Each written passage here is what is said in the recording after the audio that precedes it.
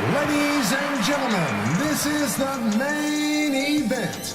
Fight fans worldwide, you've tuned into the #1 undisputed boxing podcast today. This is the Boxing Breakdown.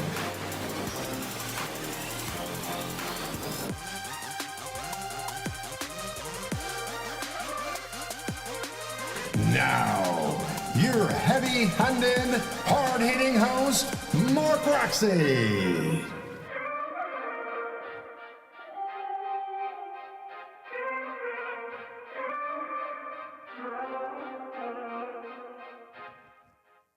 What's up, and welcome to another edition of the Boxing Breakdown.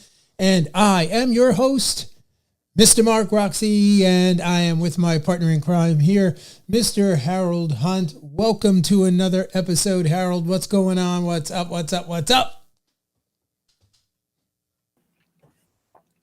I'm happy to be here. Face all shaved.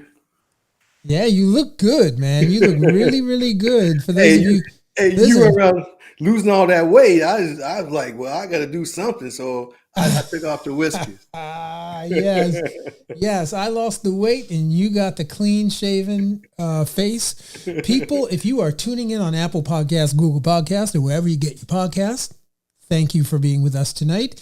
And if you could only see Mr. Harold Hunt, you would know what we're talking about. He is clean-shaven and looking sharp as ever. And if you would like to see Harold, please join us on YouTube right now or anytime. You can go back and review all the prior episodes on YouTube. We are a podcast, but we are excited that you get to see us here when we're doing our thing on the air. And so today, without further ado, man, we are going to get in. Here's the agenda, people. This is what we are up to this beautiful evening. Spring has sprung. It's coming. We can all feel the warmth. And what we've got tonight on the show is we've got a recap of the Showtime card that just took place on April 8th at the Dignity Health Sports Park in Carson, California. It was a really great evening of boxing, so we're going to get into that today. We're also going to talk about the ESPN card that took place on April 9th at the Prudential Center in Newark, New Jersey, right here. And that was another amazing card, man. I will tell you, these guys are going back and forth. These different promoters and the networks are really carving out their niches, both, Easter weekend coming on Friday and Saturday. And then later on in the program, we are going to get into the Ryan Garcia versus Tank Davis update. We got a lot of news coming out of both camps. And we're going to chop up the Lomachenko and Devin Haney card that's coming up as well. We'll talk about the dates, who, what, where, when, and how you get your tickets. And then we'll get into the Teofimo Lopez versus Josh Taylor. And we're going to close out the program talking a little bit about whether or not you think it's a good idea to train your kin. Is it a good idea to train your own offspring in boxing? So we're going to chop that up a little bit. And without further ado, let's get into this. Harold. Let's talk about the Showtime card. Were you able to preview that card? Yes, I saw that. I'd like you to go over each fight and let me know which fights interest you, which one that you thought was the best. Well, as a matter of fact, Harold, I've got that planned for today. Listen, folks, I thought the card, first of all, was amazing. It was action-packed. There were, 1, 2, 3, 4, 5, 6, 7, 8, 9, 10, 11, 12, 13. If you were in Carson, California, you got 13 bouts. That was a lot of boxing, and it was quite impressive. And the two fights that I really wanted to touch on tonight was the Brandon Lee versus Pedro Campos. Let's chop that fight up. It was an interesting fight. There was a lot of back and forth action. It was a 10-round fight. Yeah. And Brandon Lee eked out a win, man. He did so. Initially, I thought he was going to be worn down and lose to a veteran with using veteran moves because he figured him out early. The first, second round, the veteran figured that boy out. However, he was able to make some adjustments, use his youth, of course, and his speed and his very best to date effort to survive to get that win. But Yeah. he was figured out early, in my opinion. Yeah, man. I mean, Petros Campos was coming the entire fight. It was a really interesting fight because, I didn't expect that. I didn't expect Brandon Lee, first of all, to not have an arsenal on the line as the guy was charging in. So that was kind of shocking. I think early on in the fight, he had things pretty well figured out early on in the fight. But as the fight matriculated into the later rounds, I thought it was just this guy, Pedro Campos, man, he deserves a medal because that kid was not going to be denied. And he was coming full steam the entire time. And really, it was a very impressive fight. I enjoyed that fight. It was one of my favorite fights of the entire weekend of action-packed boxing. And how about you? I agree with that. Yeah, I agree with that. That was a great fight because it was life or death.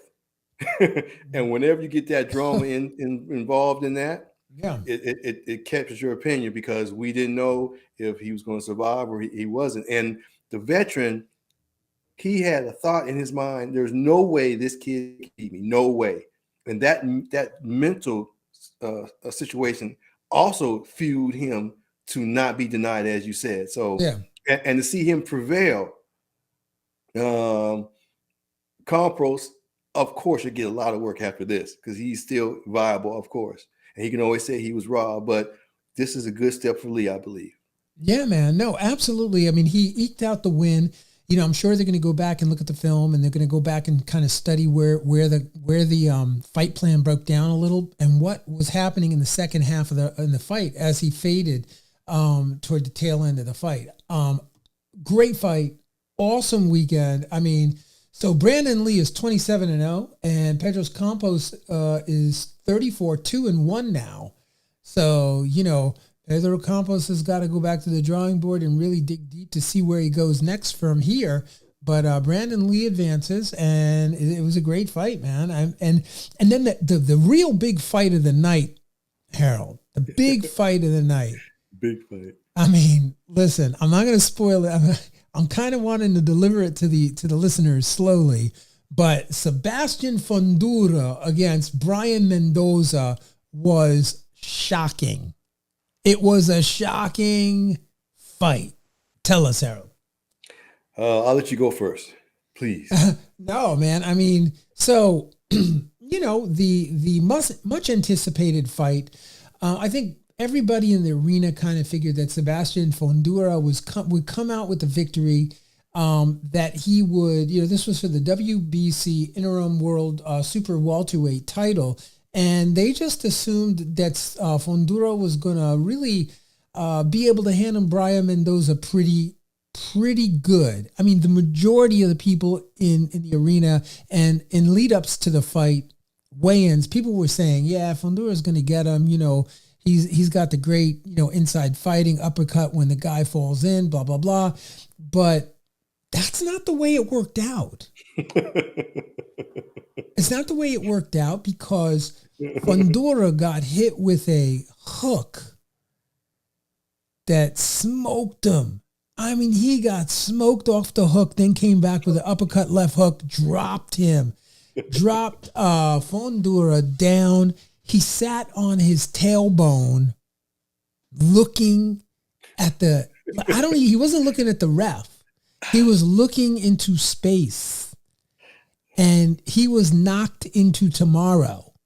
He was concussed. He could not hear the count. He could not see his opponent. He was on his butt, sitting up, looking into space.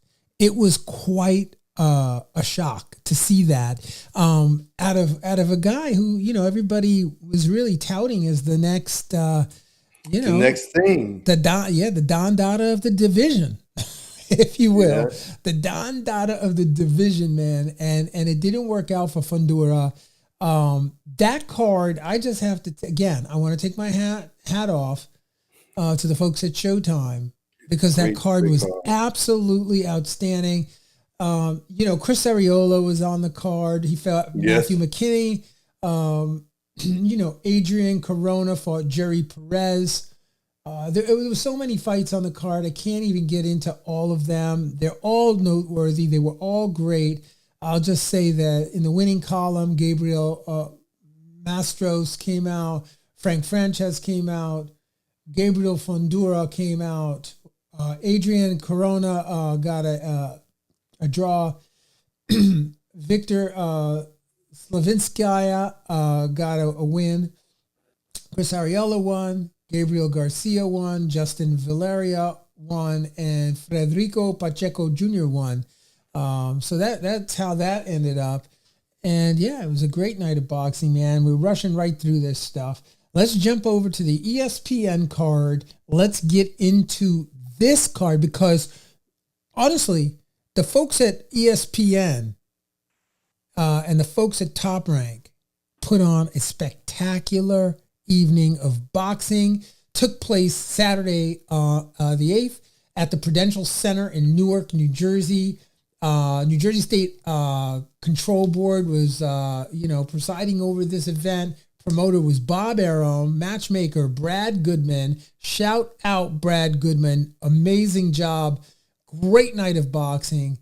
I can't say enough about the card, because it really was an amazing card. And what I want to do is I just want to talk about a couple of the fights. I mean, obviously, Harold, there were a lot of fights. Troy Isley fought on the card. He fought a guy named Roy Barringer, and he got a unanimous decision win. He fought at 150, 158, 160 is where they fought. Jared Anderson, let's break that fight down. He fought George Ares. He just simply was. The jab was so exciting to see such a powerful, well-placed jab and nice footwork. And he just kind of showed off his skill set. And I just really was impressed with the jab. It was just very, very nice. And it was clean. It was some of the best work I've seen from a big man with the jab in a while. Yeah, no, Jared Big Baby Anderson did a great job. He advances to 13-0. And George Ares is he came in. I guess he came in at the fight. No, he came in the fight at 13-0. George Ares was 18-0, and Jared Anderson made easy work. Easy work. He made total easy work of him. Yeah, no, absolutely easy work. And that was for the WBC. I guess it was the vacant WBC heavyweight, United States heavyweight title, and the WBO international heavyweight title. So great fight, great night of boxing. Jared Anderson smoked George Ares. He smoked him, man. He really did. Put him right down, no problem. And then the next fight that I thought was spectacular was the Keyshawn Davis, versus Anthony Yeget, right? That fight was amazing. Great fight. Tell me about it. Yes. The way that he came about, his attitude toward that fight initially was, I see you have a little pedigree, you fought some different people, but I'm going to walk through you as you are like any other opponent. And I really think that was a situation where he kind of took it personally, and he wanted to really show what he could do. Now, to me, it sharpened him to a fine point, because he was so sharp with all of his work, all of his punches. His movement was spectacular, and he was able to exhibit that bravado. Now, I don't know if he's going to be a bad boy or someone we like to hate or someone that we know is bad, we don't like. He's trying to figure out his persona, how he wants to present to the public. He wants to present himself to the public, rather. So in the ring, the showboating and all that, it's tasteful. It's not liked by anyone, but I thought it was well done only because he was actually giving us highlight work. I mean, didn't have to slow you didn't have to watch the replays.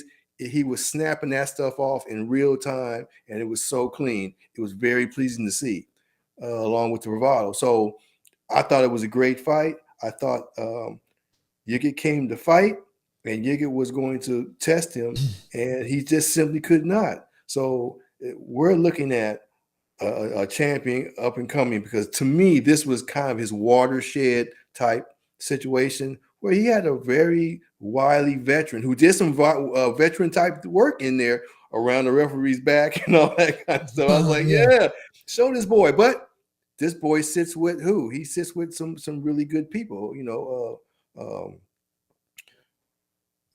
with welterweight champion being one of his sparring partners. Not sparring partners, but he's in a good camp. No, absolutely. I mean, I would just add to what you said to say that Keyshawn Davis came into the fight 7-0. He's fighting Anthony Yiget, and Anthony Yiget is Yiget, bring it. Yiget, man. Yeah, he was 26-2 with one draw. So I mean, he was definitely game fighter. Came in WBC. This was for the WBC United States lightweight title vacant, and the WBO Intercontinental lightweight title. So Keyshawn is moving his way exactly where he wants to be. He did get a KO in the 9th round, 9 of 10. He KO'd him. And I will say this, though. Anthony Yiget is no slouch. His skills need to be sharpened. I wouldn't say he has the best straight punch modalities are not really there. He's not, there's a lot of things with his technique that I think could really be improved, but he is a bona fide, you can see how he got 26 wins, yes, only two losses and one draw, because he comes to fight and he's got the heart of a lion. There's no question about it. He came to fight. I think, Keyshawn, being in Newark, when you're in Newark, bro, you got to shout. You got to basically show out. You better show out, because Newark don't play, man. You come to Newark, you better know what you're doing. And, so Keyshawn definitely wanted to make a statement to the fans. He wanted to secure a nice crowd in the Prudential Center for future fights, because what we're going to do now is we're going to talk about the Shakur Stevenson and Suashuro. Take your time now. Take your time. Thank you, man. That is not an easy name to say. But we want to talk about that fight because, Shakur, they've built him up so well in terms of how they sell out the Prudential Center. And I've seen it from the first time he fought when there was barely anybody in the arena. And now it's a sold out arena. It's incredible how many people were in there. And, this was a great fight. Keyshawn wants to get in that. He wants to make sure he's a headliner in that venue. Good for him. But really the night belonged to Shakur Stevenson. He came into the fight 19-0, fighting a game 16-0 opponent in Yoshino, fighting out of, it was just an amazing fight. They were both fighting aggressively. I think that Shakur just had control over the fight the entire time, made the work look easy, very much like Jared Anderson did. Yes, very similar. Very similar. Made the fight look so easy. Looked like he was on a completely different level than this, 16-0 pugilist. So yes, it was just target practice. The skill in which he dropped everything on, but he was aggressive this time. Yeah. Usually he's he's gonna land, and if he gets the opportunity, he'll follow with something nice. But this time, he was aggressive the whole time, Yeah. and I like that part. I've always liked all his work anyway, but when he's aggressive like that on the front foot, purposeful. Yeah. Because that's the knock he's getting. Well, he's a good defensive fighter. Lately he's been standing in the pocket. His last 3 or 4 fights have been in the pocket in front of these guys, beating them up. That's true. But his overall splash into the industry was one of safety first. So now he's trying to change that dynamic by being in the pocket. But you got to go back his last 3 fights. He's right in the pocket being aggressive. He is trying to dispel that notion totally. He did it again this time, but he was coming forward the whole time of straight aggression and using the defense to get close. So it was a different Stevenson for me, and I wanted to see more of that going forward. Yeah, no, I mean, I agree with you. I think that Shakur, they're moving him well. They're putting the right opponents in front of him so that he can bring out the qualities that are necessary to match his world-class skill. So in order to match those skills, what they need to do is they need to give him the right opponents so he can present himself properly in the arena. So that's why I said at the top of this part of the segment is that, I'm going to give my hat off to the matchmaking because, the team at Top Rank, led by Brad Goodman, they do an incredible job at building up these fighters. There's no one in the sport of boxing that does it quite like Top Rank. That's arguable, but I'm just saying that they know how to build their fighters. And it was really, really impressive to see that. And it was really, really impressive to see Shakur doing his work and taking some, I wouldn't say they were big chances because, he wasn't fighting, he wasn't fighting. Actually, let me rephrase that. That fight, he was fighting the opportunity to fight a Devin Haney. Because at the end of the fight, what he said. He shots were fired. Let's bring it together. I'm not going to quote him, but it was, to paraphrase. Yes. It was, I want to fight Devin Haney.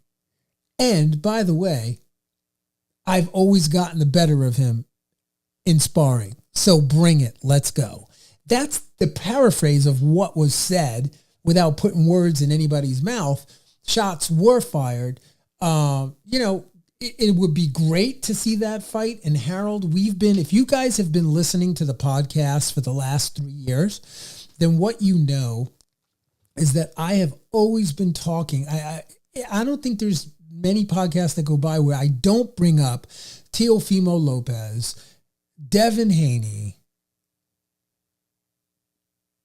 Tank Davis, and Ryan Garcia, all in the same conversation. The 4 kings. The 4 yet to be crowned kings. One of them will be a king. But it's one side note, I must interrupt. One side note, Devin Haney's father did tweet online that Devin is not moving up to 140. So he's going to stay at 35. So that even makes what you said more profound because now he's going to stay there. He's not going to get away from these guys. Right. No, I mean, like you said, these guys, everything is lining up perfectly. Perfectly. It's taken 3 years for the storm to formulate, for the hurricane to build ferocity, and it's about to happen. And you can see it in the Ryan Garcia, Gervonta Davis buildup. Harold, $50,000 for a ticket. Those numbers, first of all, if you're doing $50,000 a ticket, that's better than any previous fight. It's better than any ticket you're going to sell for Floyd Mayweather's fights. It's better than any ticket that you'd sell for, a Golden Boy back in his day, a Trinidad back in his day. I mean, even a Mike Tyson. These numbers are staggering, Harold. Yes, it's like going to college. It's only for the privileged. It is, unfortunately so. It's only for the fifth. Who can afford Mike Tyson? If you are out there and you want to go see this fight, please take me. Tyson, please take me. I really want to go see this fight, and I really want to go see it with you. I would love to be there watching this bout with you. But the chances of that, I probably have greater chances of winning the lottery or getting bitten by a shark or getting struck by lightning than going with Mike Tyson. But whatever. You know where to find me, Tyson. Come find me, brother. You know where I'm at. So here's the thing. The fight was incredible. Shakur did an amazing job. Keyshawn did an amazing job. Jared Anderson did a great job. Troy Isley come out with the victory, right? And so on. Bruce Carrington fought. He came out with a KO. He fought Brandon Chambers, and he took him out pretty easily.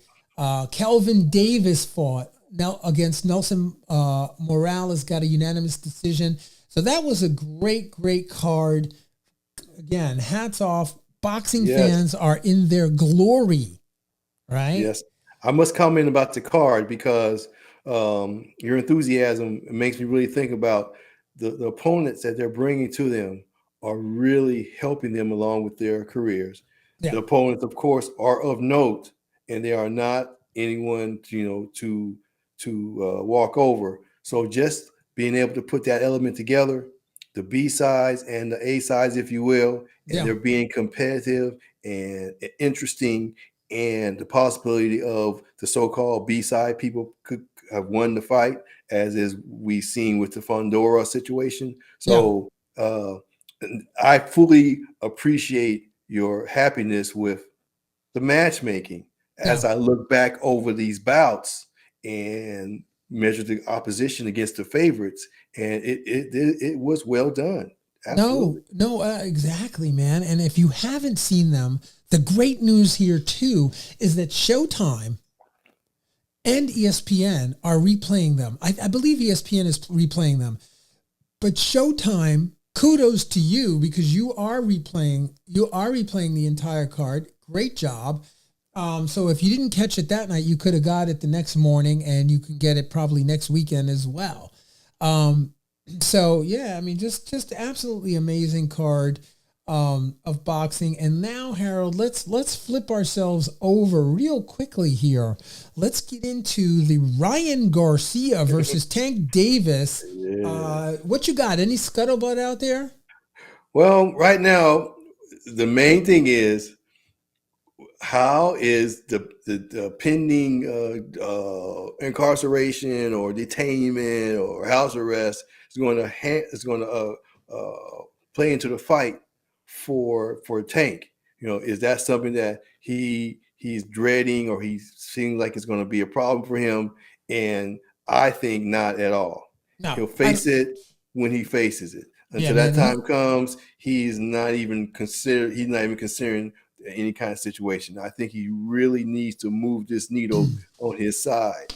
And if he does win, which if he does win, he can still ride this win into whatever detainment he may have. And when he returns, if there is a detainment, he'll still be the top draw, and he can do a Spence, come back and fight someone of note immediately. Yeah, no, absolutely, Harold, 100%. Yeah, I was just thinking here, right? I was thinking that, besides the fact that these numbers are huge, when you look at who's winning, right? First of all, the fans are winning because they get this fight. They've been wanting this fight. The promoters are winning. Ryan Garcia and Javante Tank Davis are both winning in ways that you can't even imagine. The buildup is tremendous. It seems like the animosity toward one another is definitely legitimate, and it's really starting to build. And in that way, I'm thinking, for me, I feel like Ryan Garcia is winning this fight before they fought. if you look at the press conferences and some of the interactions that are going back and forth, I'm feeling that Ryan Garcia is building his mindset, if you will, up to be able to come into this fight and produce the kind of performance he's hoping to produce. It seems that way in the build. I think he's making excuses already. He's saying all this stuff, so if he loses, he can fall back and he can trot this stuff out as a, well, so no. My opinion, no. I don't see that at all. Okay, I see he's trying to make excuses for it if he gets beat. That's what I see. You see excuses? I see him formulating excuses, formulating somewhere soft to land. That's what I see. And and if Tank was doing the same thing, I would say the same thing. That's what I think he's saying, because he's in a situation where he talked, now he got to fight, now he got to fight the fight. Yeah. So yeah, you got this is a whole nother fight. All the press conference and all that. Yeah, that's a whole nother fight. They gonna say do whatever. It's a whole thing in the ring. Yeah. So yeah, he can win a press conference. I'm not win a press conference, but he can prevail in a press conference verbally and emotionally and all that. Yeah, that's all selling the fight. But to me, he's setting himself up as if he happens to not win, that he can fall back on this narrative, this rhetoric. Harold. That's how I see. Oh, so well, I respect that. I respect that. But Harold, you know, the only thing that Ryan Garcia is going to fall back on is a big pile of money. Money be damned. We're not talking about money here. We're not talking about the money. No, That's not talking about. I'm talking about his mental psyche in that ring as a fighter. The money is going to be there regardless. He may make more if he loses, but the point is, that's not the point. The point is, he thinks he may have an issue with Tank or whatever, and he's trying to fashion something that he can survive on if he loses. Right. That's just how I see it. I don't see the money. Money is not even a. Money's not the what? Money's everything. Money's everything in this game. I mean, these guys are listen, this is their biggest payday in the history of, Canelo said it best when he said, payday. Yeah,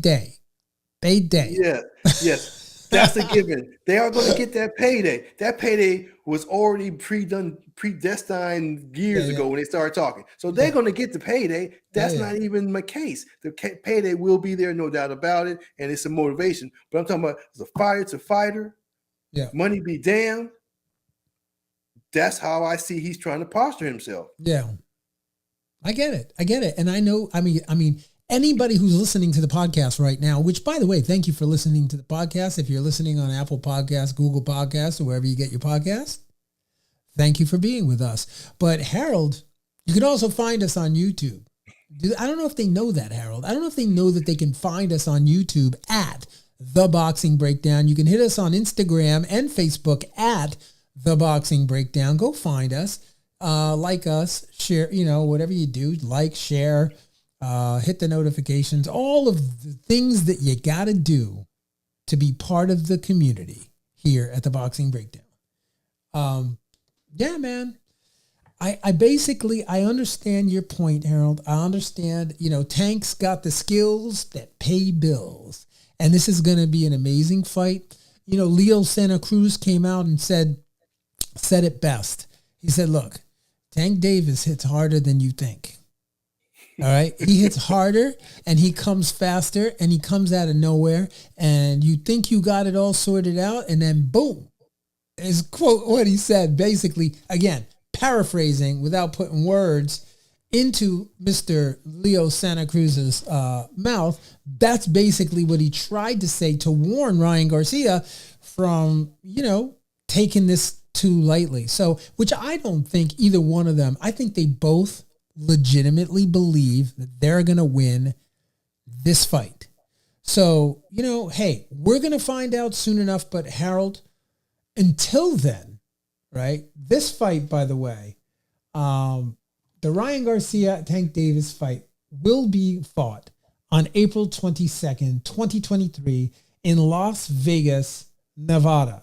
The fight will be broadcast on Showtime pay-per-view, and the date was officially announced by Davis way back on March 5th, 2023.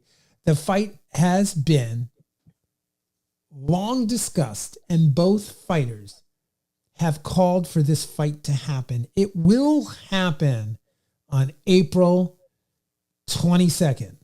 So that's what I have to say about that. Let's move on, Harold, if we can. Okay. Let's flip. So. Yeah, man. Let's just jump on over to another drama that's unfolding, which is the drama between Vasily Lomachenko and Devin Haney. What you got? Well, Haney's simply the bigger man. He simply has the youth. And he's so cerebral that even if the fight is a total stinker, yeah, he'll win that fight. We may turn away from it and say, oh, this is oof. Those who don't understand the beauty of Devin Haney's style and see him defuse Lomachenko, the casuals, or if you will, the ones who are tuning in because everyone else is, they may have a little problem with it. But he's going to win that fight. Period. I can't see any other way it's going to go. He's going to win that. He's too cerebral. Yeah. Well, and Lomachenko is also what youth will be served in certain situations where it must prevail. Yeah. So you don't think that Lomachenko's footwork, his incredible boxing IQ is going to give Haney any problems? I think if he gets him in a situation where Haney will have problems with it, his youth will prevail, as we saw with the first fight even we spoke about. Youth prevailed, and he was able to win that fight. This is the same situation. Youth will prevail, and he has some experience. And I think it's enough to carry him through Lomachenko's very best efforts in certain parts of the fight. Right. And he will win. But he will be tested heavily.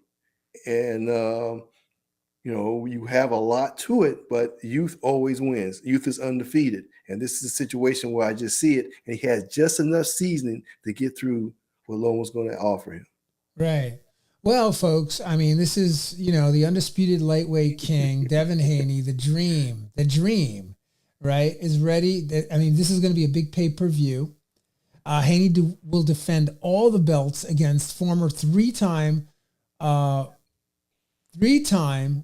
world champion and pound-for-pound king Vasily Lomachenko on Saturday, May 20th at the MGM Grand Garden in Las Vegas.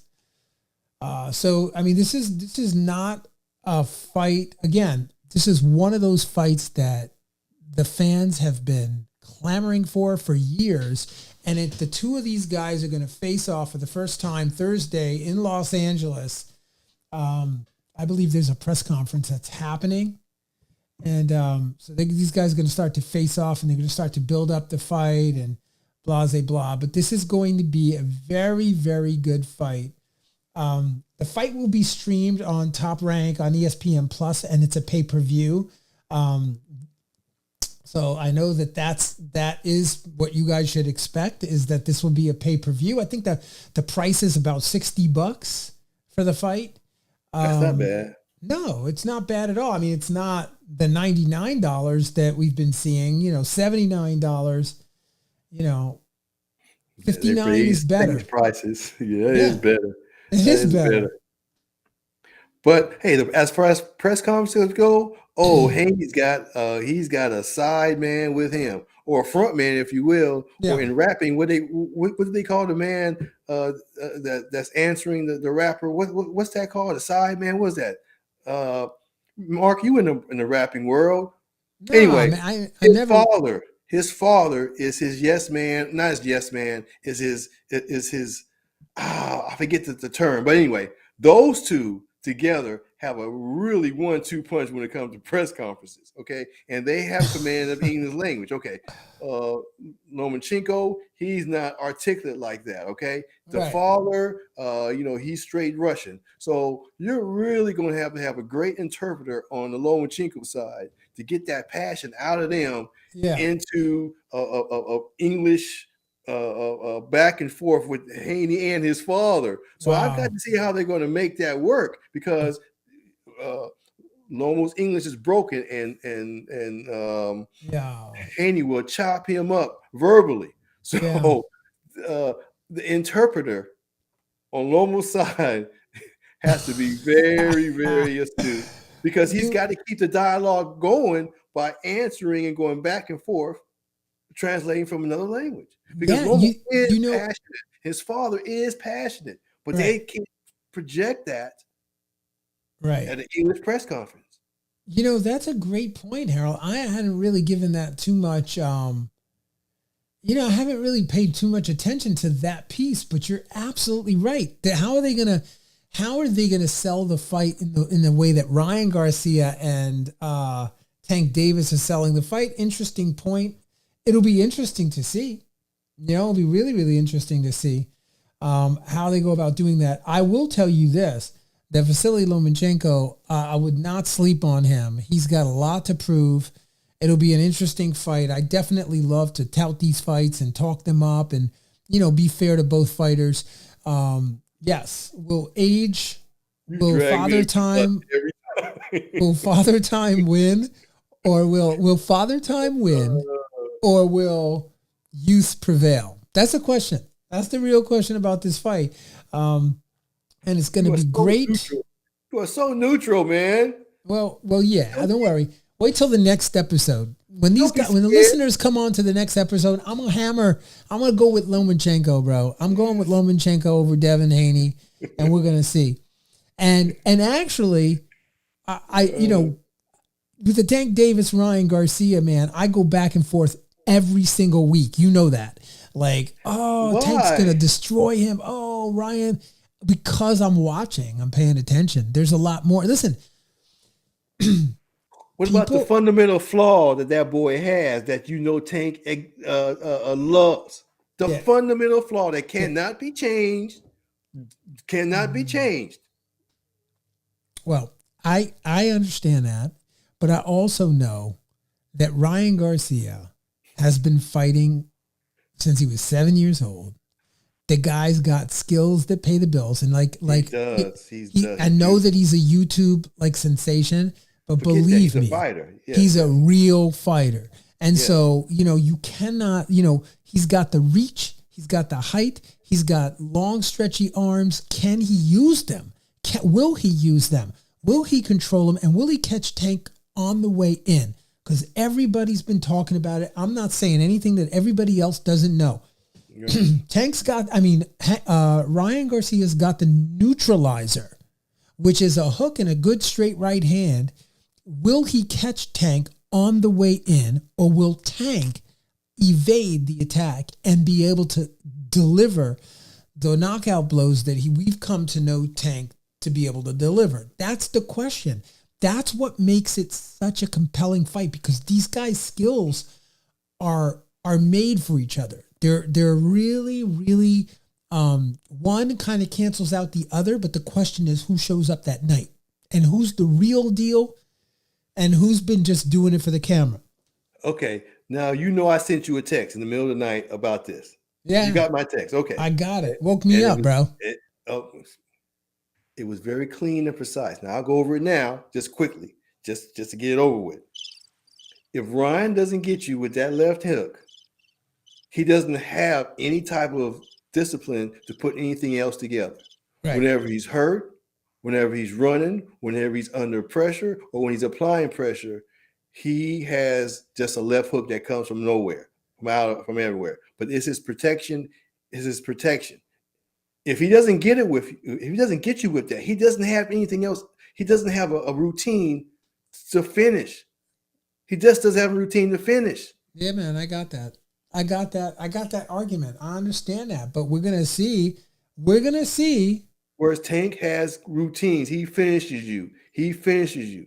Right. And he's not relying on one punch or one situation. He finishes you. He finishes you in a variety of ways. Well, you know why they call him Tank. There's there's no surprise why they call Javante Davis Tank.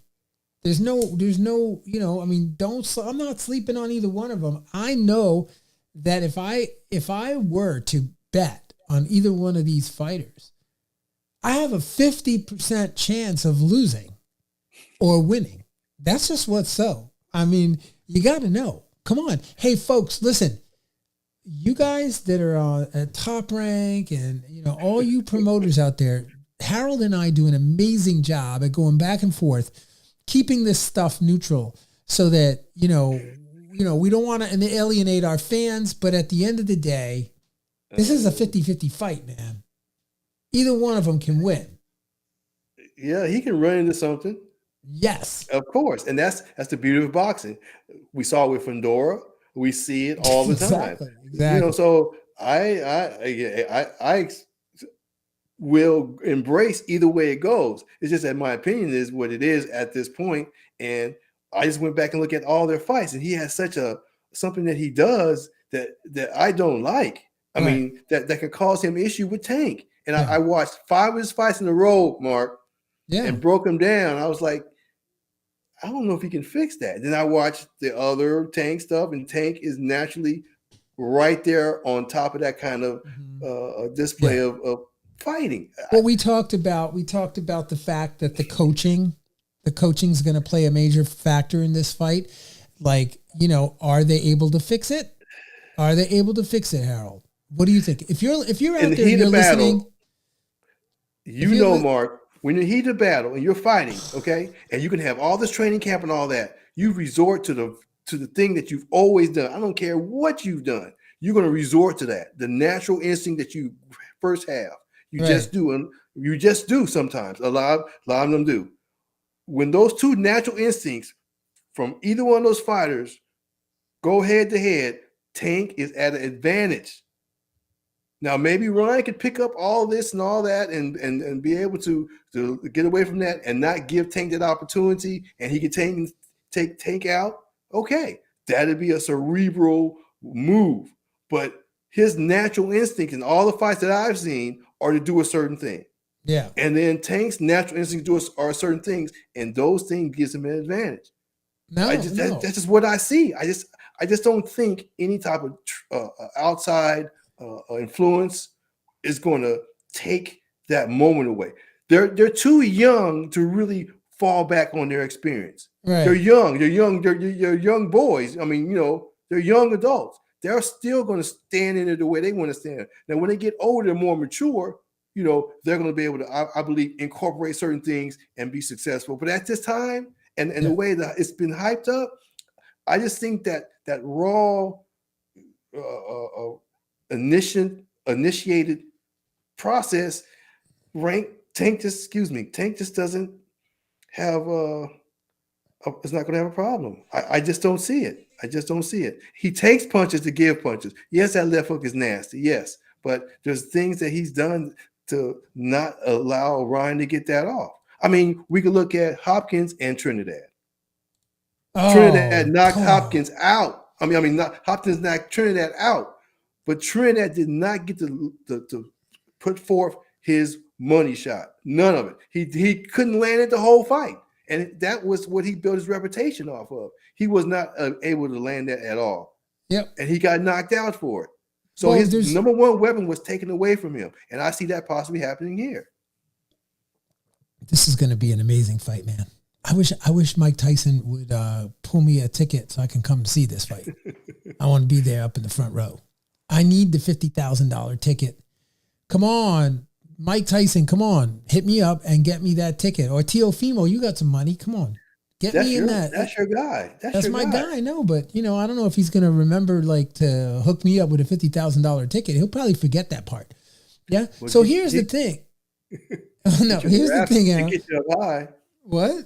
He can get you up high. Oh, yeah, man. Can you get me into the suite? I'll take a suite. As long as they've got nuts and like jelly beans and stuff, I'll go to the suite, bro. I have no No, I'm problem. talking about nosebleed. No, I'm talking about nosebleed. I'm talking about Yeah, way up there. no, the suite. I'm talking about the suite on the first level, first elevated level. That's where we go. Okay. Hey, John Maresca, tell him about the suite, bro. You're not on the podcast today, but if you're listening, John Maresca knows about the suite. We know how to do the suites, right? Suites for the suites. Right, John, we get John hooked can up. hook you up. Yeah, Hey, we get John hooked can up, do bro. it. Yeah, man. John can do it. See if John would take you with him because you know he's going. Yes, John. I don't know if John. Well, he might go. I mean, Yes, he's hey, going. listen. I would rather go, John. No offense. I love you, brother. You know I love you. But if Mike Tyson offers me the $50,000 ticket, I'm going with him. All right. I'm just telling everybody right now. I'm going with Mike Tyson. And he sits ringside. He's Huh? not even going to be in the suite. He sits ringside. So that's beautiful. No, that's what I'm saying. He get the $50,000 ticket. He already got one, probably. I'm sure he did. I'm sure they gave it to him. How would you not want Mike Tyson sitting at ringside? Anyway, listen, everybody's going to be there. Everybody's going to be there. Everybody's going to be there. Ex-presidents.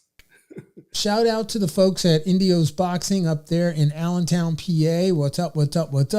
And shout out to the folks at Blue Line Boxing in Ewing. I got my boy Q, who just dropped a little comment. I'm just gonna stick you up on the screen. Thank you, Q. Thanks for listening in. Yeah, man. Thanks for listening in. I hope you're enjoying the podcast. And yep. Hype is what it is, brother. Hype is exactly what it is, right? We definitely are hyping this show. That's it. That's what I was asking, sir. Hype man. Mr. Haney's son, his father's his hype man, but he's excellent. So they're equal almost, I would say, but them two are a formidable force at a press conference. Yes, man. And check it out. The fight is happening. It's literally only 2 weeks away. It's going down Saturday, April 22nd. Do not miss it. Showtime pay-per-view. Gervonta Tank Davis versus Ryan Garcia. It's going to be a great fight. Yes. Yeah, man. And Harold, we joke around a lot about these fights and hype them up and stuff, but at the end of the day, it's always a pleasure to talk to you and break this stuff down, man. And I think we're just about rounding out the program, but I do want to just touch on Teofimo Lopez versus Josh Taylor. You saw the press conference? Yeah, man. Yes. All right. Yeah. I love that. Tell the fans. Josh Taylor stood up. I really didn't think that he would be as forceful as he was, but it was moved nicely by Lopez. He was more diplomatic and matter of factly, and he took it with such a professional attitude. Because I expected him to come kind of loose with it, but he did not do that. He let Josh have that area which he usually takes. So that, to me, if you want to say there is a winner and a loser in a press conference, that international press conference right there, I would like to say Mr. Lopez won that one only because he appeared to be the most satisfied with his place, what he was going to do, and whatever Josh said, it had no consequence to him. And Josh was trying to, get into his head a little bit, if you will. And I thought he was unsuccessful. Well, folks, listen, it is official. Okay. Josh Taylor versus Teofimo Lopez is set for June 10th in New York at Madison Square Garden's Hulu Theater. And I know that they've been kind of petitioning to see if they can get it in the big arena. Right. So I'm sure if the numbers come off right, that's what they're looking for. But as of right now, it's scheduled for the Hulu Theater, and that's what's going down, man. And there's going to be, on our next episode, we're going to get into this fight. We're going to do style breakdowns, and talk about who, why, when, where, what, and how. We got a And lot of who, boxing, you a lot of know, boxing to cover. and who, because who's going to do what, who's Yeah. not going to do what, Well, you know. Josh Taylor's got some skills, man. Oh yeah. He's got He some was going to go skills. to 147 at one time, wasn't he? Yeah, absolutely. Well, this fight, I believe, is a junior. It's a junior welterweight bout. So Yes. yeah, Teofimo's right where he wanted to be, right where Pops wanted him to be. So here he goes. Now he gets to see what he can pull off here, and this is a big fight for him. This is a really big fight to get his name back into where it needs to be. He jumped right to the front of the line because Yeah. of his cachet with butts in the seats, No doubt. and the whole drama around his entire life with, everything. Yeah. So he got to skip the line. Yep. Well, it's not like he didn't put the work in. He's skipping Yeah. lines. He's skipping lines because they're trying to. Listen. He is a marquee fighter. Yes, and he's a cash cow in the arena. So Yes, Top yes. Rank is, they are not stupid. They are making sure they're putting all these fights together. Yeah. I'm just so excited, Harold. I am so excited. Are you? These are the fights that I've been wanting to see for the last 3 years, man. I mean, really, Teofimo's fighting. He's lining himself up. You got, I want to see these guys fight. Stop talking. All of you, stop talking. Fight. Let's see you guys. It's been a wonderful year so far, right? Yeah, it's crazy. I'm just so pumped up about it. I'm so excited about it. And yeah, we're going to get into the style matchups and everything. But, Harold, just before we end the program, I had a question for you. I've been wanting to ask this question to you and also the fans for quite a while. Okay, all right. fans, And I have my own opinions about this, right? But the question is, should you train your own child in boxing? Should you train? Now, I have personal experience with this for many, many years. My son is 23 years old and he started boxing when he was 4. So I have my own intimate feelings about this topic, but I wanted to ask you, what are your thoughts about should you train your own son? I do high school football and basketball on the field as an official. Yeah. So I've seen these kids come up from second grade all the way to that level. And this is just another sport. And I've seen fathers do different things with their kids. Yeah. I've seen the good and the bad or the different. I've seen total immersion of the kid, and the kid says, I don't want to do this anymore. And the father's like, I moved. I went and got an apartment. I got you all these trainers. I did all of that. And you're on the cusp of going to college or getting in the pros or whatever, and the kid's just burnt out. Yeah. Okay. I've seen that happen. Okay. So seen the other situation where the kid, he starts late, maybe 6th grade, 8th grade, 9th grade. And then the father and the son get behind each other and they go and the boy doesn't get burnt out.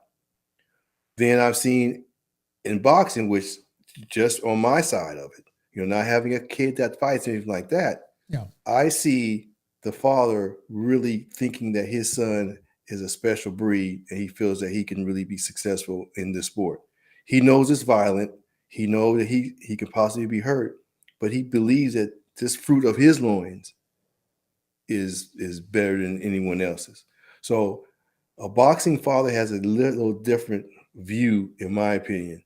And if it's a good idea, I can't really say because I can't even stand in those shoes. Only you can. But from the outside looking in, I think a boxing parent has a little different view sometimes than a football parent or a basketball parent or a baseball parent, because he is kind of putting his son or his daughter, if it will, because you have a lot of championship women and their fathers, life on the line.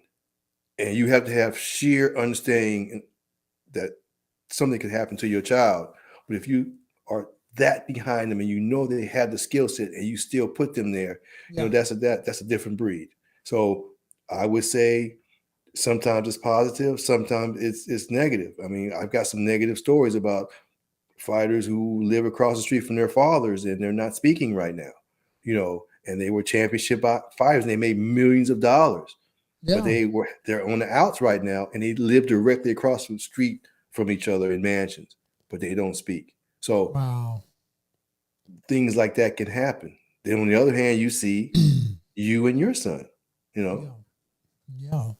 Well, I mean, that's a great segue into me just kind of saying that, one of the things that I think is really difficult when you're training your own son is something that can be catastrophic to a long-term relationship with your own kin is, when you build up the psychological connection that your success is about boxing and your way of proving that you are worthy as a son or as a son / as a business partner / as a fighter / whatever, that you're worthy. And then something happens and you lose,